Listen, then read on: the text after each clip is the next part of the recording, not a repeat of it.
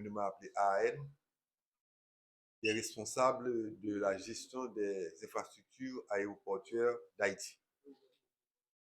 J'ai avec moi aujourd'hui le directeur général de l'OFNAC, qui est l'Office national de l'aviation civile. Et nous avons voulu aujourd'hui quand même donner des informations relatives au secteur aéroportuaire du pays. C'est un secteur sensible. On ne donne pas souvent de conférences de presse là-dessus, parce que quand on parle d'aéroport, on parle d'abord de safety security. Ça veut dire qu'on parle de la sécurité des informations. On parle aussi de la sécurité au cours de ce secteur. Aujourd'hui, nous sommes là pour vous parler un peu de ce que nous faisons, de ce qui se passe à travers le pays, et particulièrement Port-au-Prince, qui, depuis quelque temps, n'a pas d'opération commerciale. La situation aujourd'hui sur Port-au-Prince, elle est quoi? C'est que nous avons un aéroport qui fonctionne, mais cet aéroport n'a pas de vol commercial. Il y a eu un événement le 11 novembre 2024 où des bandits avaient tiré sur un avion de la Spirit Airlines, qui est une compagnie américaine. À ce moment-là, la Fédération de l'aviation, la FAA des États-Unis, avait pris des dispositions pour arrêter les vols commerciaux en provenance des États-Unis. Aujourd'hui, la situation est quoi? C'est que du point de vue de la sécurité, on a renforcé la sécurité, encore une fois, à l'intérieur de l'aéroport de Port-au-Prince, mais des travaux se font pour renforcer la sécurité dans les environs de l'aéroport de Port-au-Prince. Vous avez entendu probablement qu'on a eu des travaux de démolition sur la façade nord de l'aéroport de Port-au-Prince, mais le problème, c'est que on travaille avec la PNH et les forces armées d'Haïti pour augmenter la sécurité autour de l'aéroport de Port-au-Prince. Ça veut dire que la sécurité externe. L'avion était en approche, l'avion de la Spirit était en approche. Ça voudrait dire que l'avion était à une altitude où elle pourrait être atteinte par un projectile. Et c'est ce qui s'est passé. Donc, les zones d'approche de l'aéroport de Port-au-Prince, aujourd'hui, doivent être sécurisées. Donc, c'est pour cette raison, tant et aussi longtemps que nous-mêmes, on n'aurait pas sécurisé, la fédération, l'Agence fédérale de l'aviation des États-Unis a décidé de repousser à chaque fois la venue en Haïti des vols commerciaux des États-Unis. Mais entre-temps aussi, on peut se dire qu'il y a un support international à partir de l'ONU qui se donne et qu'il y a des avions militaires qui viennent ici en Haïti. Il y a des avions cargo qui viennent en Haïti. Et comme vous pouvez le voir actuellement sur le tarmac de Port-au-Prince, il y a un vol charter qui est en train d'être effectué en direction du Chili. Ça veut dire qu'il y a des opérations qui se font autour de l'aéroport de Port-au-Prince, mais la restriction qu'on a aujourd'hui est uniquement tant et aussi longtemps qu'on ne donne pas la garantie à la Fédération de l'aviation des États-Unis qu'il y a une sécurité qui a été renforcée au niveau des zones d'approche des avions, les vols commerciaux ne viendront pas en Haïti.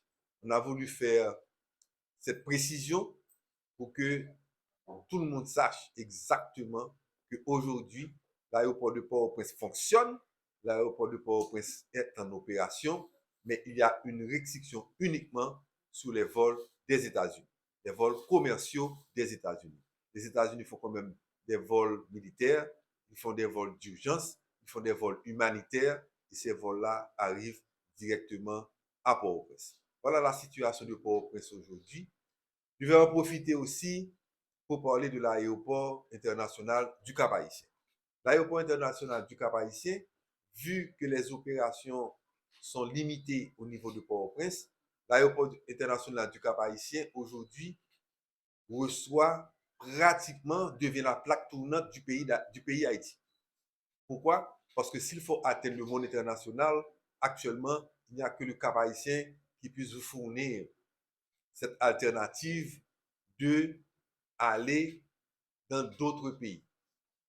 Donc, aujourd'hui, la situation est quoi? La situation est que Cap-Haïtien n'avait pas les capacités pour recevoir tout, tout ce monde-là. Cap-Haïtien n'avait pas de capacités. Aujourd'hui, nous travaillons pour renforcer la situation au Cap-Haïtien de telle sorte que, parce qu'en attendant que Port-au-Prince prenne les opérations, c'est Cap-Haïtien qui sert aujourd'hui pour les opérations. Donc, nous avons au Cap-Haïtien actuellement un parking d'avion qui est extrêmement limité. Le parking d'avion du Cap-Haïtien aujourd'hui fait à peu près 22 000 m². Ça voudrait dire que le parking d'avion de l'aéroport du Cap-Haïtien, normalement, ne peut recevoir que 6 postes de parking. Ça voudrait dire quoi? Ça voudrait dire qu'aujourd'hui, on a beaucoup plus que ça. Donc, ce sont des aménagements qui sont faits et qui sont adaptés et qui, pour le moment, permettent à ce que nous pouvons nous déplacer sans problème. Je vais parler aussi de l'aéroport des Cayes. L'aéroport des Cayes où, dernièrement, on a eu un lancement. À partir des problèmes de restriction au niveau de Port-au-Prince, nous sommes obligés d'ouvrir le secteur. Nous ouvrons le secteur sur les autres villes d'Haïti. Et je dois dire aujourd'hui, on a déjà un programme pour l'aéroport des Cayes. Le président Voltaire a lancé avec nous le projet de l'aéroport des Cayes. Donc, la situation aujourd'hui, c'est que nous avons une piste qui était de 1300 mètres au Cayes. Nous avons allongé cette piste-là sur 1900 mètres. Et le fait que nous allongeons la piste-là sur 1500 mètres, ça veut dire que l'aéroport des Cayes est passé de catégorie de B à une catégorie 3B. Alors, je sais que je ne vais pas rentrer trop dans les détails techniques parce que je peux parler de choses que le gros public ne comprendra pas éventuellement parce qu'ils ne sont pas dans le secteur. Mais effectivement, je vais parler des bagailles qui vont permettre nous-mêmes de faire des informations très claires. Ça qui passe, c'est qu'au CAI, pour faire un aéroport vraiment international, il passe par plusieurs étapes. Le président Voltaire avec nous, il fait la première étape là. La première étape, c'est que nous lançons l'aéroport ça. Le lancer l'aéroport ça, c'est que nous disons que l'aéroport ça pral venir au aéroport international. Un aéroport qui nous prend 5 ans, 10 ans pour venir au aéroport international. Donc, ce que ça a fait actuellement, c'est que premièrement, nous allons la piste là, ça veut dire que nous faisons que l'aéroport ça changer de catégorie.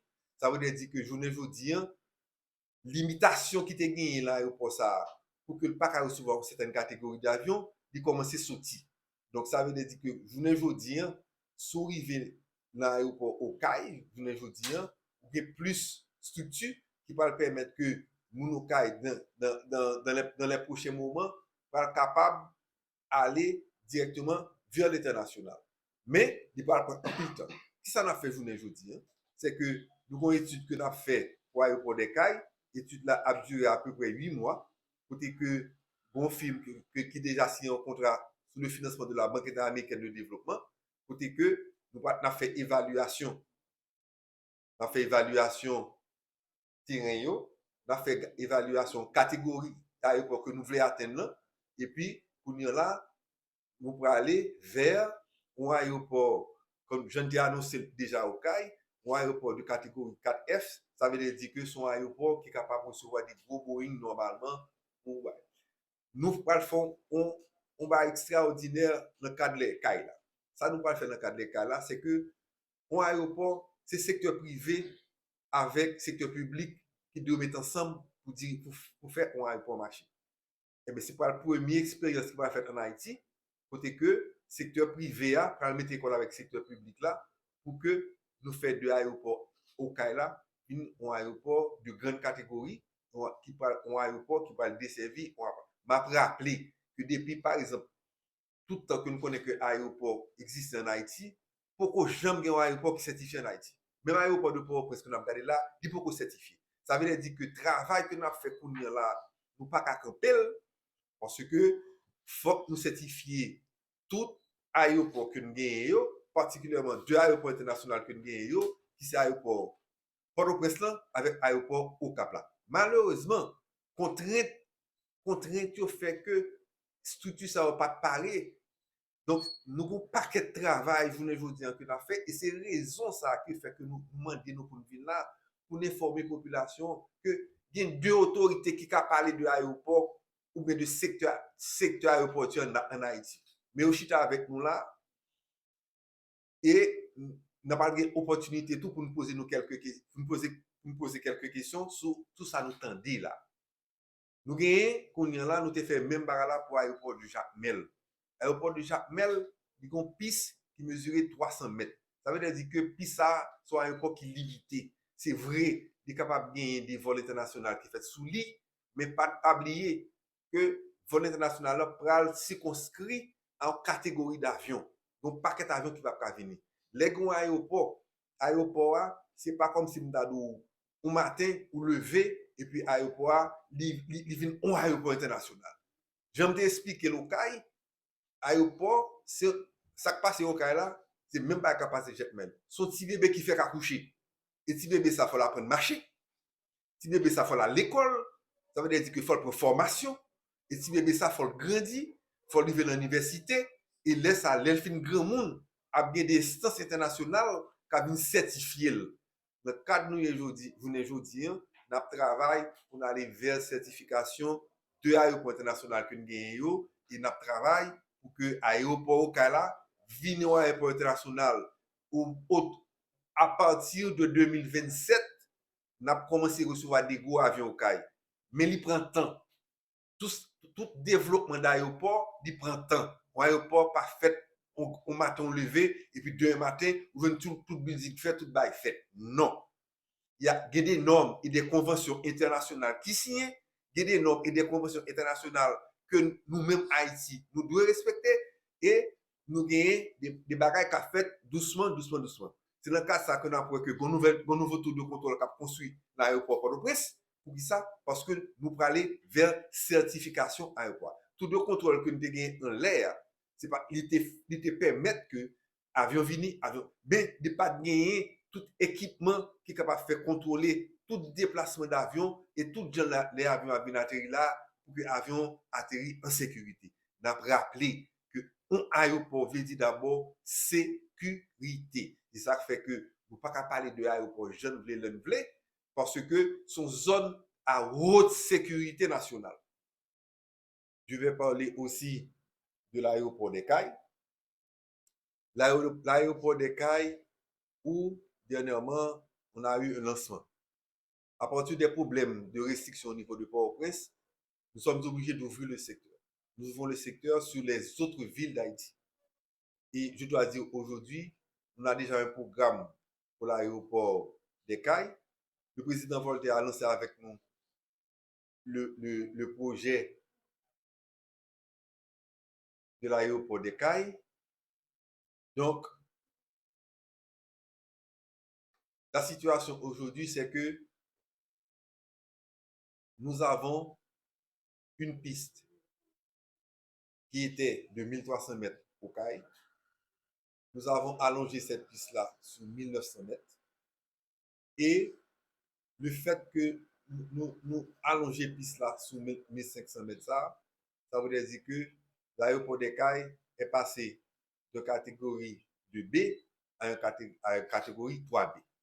Alors, je sais que je ne vais pas rentrer trop dans les détails techniques parce que je peux parler de choses que le gros public ne comprendra pas éventuellement parce que nous ne sommes pas dans le secteur. Mais effectivement, nous parlons des bagailles qui peuvent permettre nous-mêmes de faire des informations très claires. Ça qui passe, c'est qu'au CAI, pour faire un aéroport vraiment international, il passe par plusieurs étapes. Le président Voltaire avec nous, il fait la première étape là. La première étape, c'est que nous lançons l'aéroport ça. Le lancer l'aéroport ça, c'est que nous disons que l'aéroport ça pral venir un aéroport international.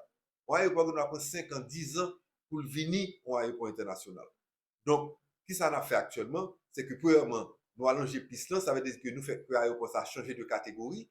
Ça veut dire que journée aujourd'hui, limitation qui était gagnée là l'aéroport ça pour que le pas recevoir certaines catégories d'avions, il commence à sortir. Donc ça veut dire que journée aujourd'hui, sous arriver dans l'aéroport au CAI, journée aujourd'hui, il y a plus structure qui va permettre que nous au CAI dans les prochains moments va être capable d'aller directement vers l'international. Mais il va prendre un peu de temps. Ce que ça a fait journée aujourd'hui, c'est que nous avons une étude que nous avons fait pour l'aéroport des CAI. L'étude là a duré à peu près 8 mois. Côté que bon film qui déjà signé un contrat sous le financement de la Banque interaméricaine de développement. Côté que nous avons fait évaluation. On a fait évaluation terrain, on a fait évaluation catégorie d'aéroport que nous voulons atteindre. Et puis, pour nous là, nous pourrons aller vers un aéroport, comme je l'ai annoncé déjà au CAI, un aéroport de catégorie 4F, ça veut dire que c'est un aéroport qui est capable de recevoir des gros Boeing normalement. Nous allons faire un va extraordinaire dans le cadre des CAI. Ça, nous allons faire dans le cadre des CAI, c'est que un aéroport, c'est secteur privé avec secteur public qui doivent mettre ensemble pour faire un aéroport marché. Et bien, c'est pas la première expérience qui va faire en Haïti, côté que secteur privé a mettre école avec secteur public là pour que nous fassions de l'aéroport au Kaila un aéroport de grande catégorie un aéroport qui va desservir. Je me rappeler que depuis par exemple tout le temps que nous connaissons que l'aéroport existe en Haïti, pourquoi jamais un aéroport qui certifie en Haïti. Même l'aéroport de Port-au-Prince que nous avons regardé là, il faut certifier. Ça veut dire que le travail que nous avons fait pour nous là, nous pas qu'à camper parce que faut nous certifier tout aéroport que nous gagnons, particulièrement deux aéroports internationaux que nous gagnons, qui c'est aéroport Port-au-Prince avec aéroport au Cap-là. Malheureusement, contrainte fait que structure ça va pas pareil. Donc, nous avons un paquet de travail, journée aujourd'hui, que nous avons fait, et c'est raison ça qui fait que nous demandons pour nous venir là, pour informer la population que il y a deux autorités qui ont parlé de l'aéroport ou bien de secteur aéroportuaire en Haïti. Mais au chita avec nous là, et nous n'avons pas d'opportunité tout pour nous poser quelques questions sur tout ça nous tendit là. Nous gagnons, qu'on y a là, nous avons fait même barra là pour l'aéroport de Jacmel. L'aéroport de Jacmel, il y a une piste qui mesurait 300 mètres. Ça veut dire que piste ça, c'est un aéroport qui est limité. C'est vrai, il est capable de gagner des vols internationaux qui fait sous lit, mais pas oublier que vol international là pral circonscrit en catégorie d'avion. Donc paquet d'avions qui va pas venir. Les grands aéroports, c'est pas comme si nous avons un matin ou lever et puis aéroport il vient un aéroport international. J'aime t'expliquer le cas aéroport c'est ça qui passe au cas là, c'est même pas capable de jetman. Son petit bébé qui fait accoucher. Et petit bébé ça faut l'apprendre marcher. Petit bébé ça faut aller à l'école. Ça veut dire qu'il faut pour formation. Et petit bébé ça faut grandir, faut arriver à l'université et laisse à l'elfin grand monde a bien des instances internationales qui viennent certifier. Le cadre nous aujourd'hui, nous travaillons pour aller vers la certification de l'aéroport international que nous gagnons et nous travaillons pour que l'aéroport au Kala vienne au aéroport international à partir de 2027, nous avons commencé à recevoir des gros avions au Kala. Mais il prend temps. Tout développement d'aéroport, il prend temps. Un aéroport pas fait au matin levé et puis demain matin, vous venez tout building fait, tout bail fait. Non. Il y a des normes et des conventions internationales qui signent, il y a des normes et des conventions internationales que nous-mêmes, Haïti, nous devons respecter et nous gagnons des bagages qui sont fait doucement. C'est dans le cas ça que nous avons que un nouveau tour de contrôle qui a construit l'aéroport Port-au-Prince Pour qui ça? Parce que nous pour aller vers certification aéroport. Tout le contrôle que nous avons gagné en l'air, c'est pas, il te permet que avion vini, avion, mais de pas gagner tout équipement qui est capable de faire contrôler tout déplacement d'avion et tout les avions à atterrir là pour que l'avion atterrit en sécurité. On a rappelé que un aéroport veut dire d'abord sécurité. C'est ça qui fait que nous ne pouvons pas parler de l'aéroport jeune vle, parce que son zone à haute sécurité nationale. Selon les normes et conventions internationales, à partir de la bande de piste, ça veut dire que bon point dans l'aéroport, dans la piste aéroport, ils ont demandé à ce que, selon les conventions internationales, ce n'est pas une existence de la FAA aujourd'hui, c'est une convention qui existait déjà. On vous demande 8 km de part et d'autre des zones d'approche de cet aéroport. Ça veut dire que sur 8 km, qui va tomber probablement dans une zone Moncabou comme ça, et 8 km qui va tomber dans une zone Lanmer, dans une zone marine haïtienne comme ça, eh bien, il faut que zone ça sécurise. Sécuriser pour qui ça? Parce que l'heure va descendre, l'arrivée à altitude ça, est capable d'atteindre pas des projectiles, est capable de faire n'importe action soit. Vu que Haïti, je vous dis, a gagné des problèmes de sécurité. Et nous voyons que dans la zone d'approche, ça y a gagné des groupements de bandes de gangs armés. Ça que FAI demander, il faut que des dispositions qui prennent pour contrôler sous zone d'approche ça y a que pas gagner problème de sécurité. Depuis qu'il y a problème de sécurité, on ne peut pas venir là. Parce que, pas oublier, au début, on dit ça. Un aéroport, c'est d'abord safety sécurité. Ça veut dire que c'est sécurité d'abord. Ça veut dire que sécurité des passagers, sécurité des avions, sécurité des pilotes, sécurité du système. Ça fait que, il y a un pile précaution qu'à prendre, on a parlé d'aéroport. Nous ne sommes pas capables de dire n'importe quoi, parce que c'est une zone qui est extrêmement sensible et extrêmement sécuritaire. Disposition que nous prenons ici, par exemple, depuis que le premier événement, depuis le PM Ariel, pas de 43, on a déployé 150 militaires des forces armées d'Haïti pour la sécurité interne du site de l'aéroport. Donc, sur 8 km, la Convention internationale a dit, si un avion qui tombe dans l'espace 8 km là, il faut qu'on apporte le secours.